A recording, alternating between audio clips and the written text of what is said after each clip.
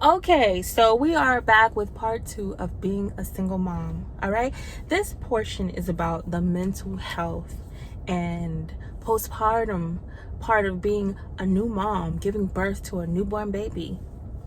Now, as a first time mom, I'm pretty sure you women know that you don't know anything. There's a lot you don't know. You may have helped raise siblings or cousins, but it's not the same when it's your baby. There is a level of stress and anxiety that takes place being a new mom. And yes, I did have some help from my mother and my sister, but ultimately, at night when everybody's asleep and that baby needs attention, it's your responsibility. Ain't nobody getting up for that. And when you don't have the father there to help you balance that life, it's pretty tough. And I had migraines for 14 years, and it wasn't until a few years ago that I realized that, my migraines started after birth. That whole hormonal recalibration in a woman's body and mind is so sensitive, and that stress and anxiety of making sure the baby's okay, hearing the baby cry, not knowing why the baby's crying, and sometimes you can't get the baby to stop crying, and then you're sleep deprived and they want to be up, and then you got to entertain them and you got to do all this.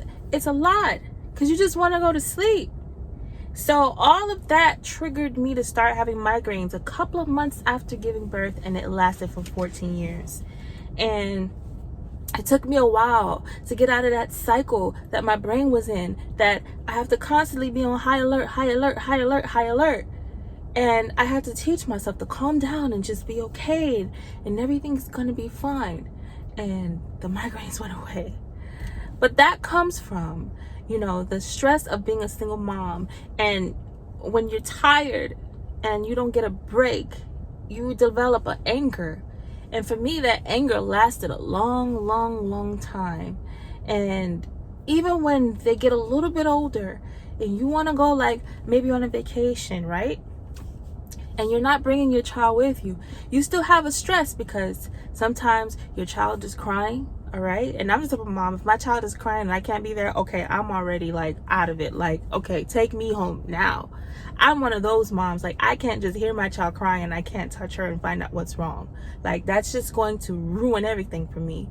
And not only that, them just not being at an age, like maybe you're on vacation and they may be 3 or 5 years old. So they're helpless, even though they're with family and people you love, they're helpless. And they don't understand that you're gone, and you're gone for a short period of time, and that you're coming back.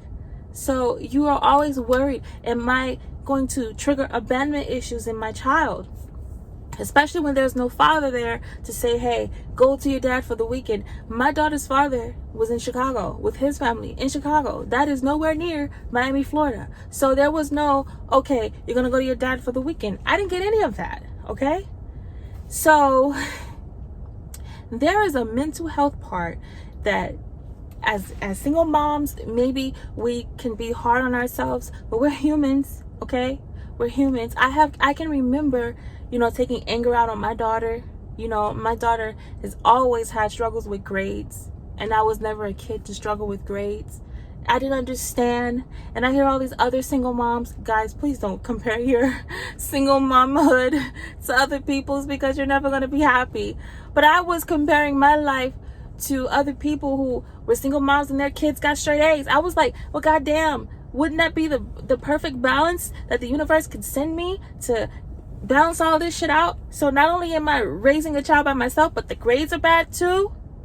So that was very stressful for me. And to this day, my poor child is still stressing me out with grades.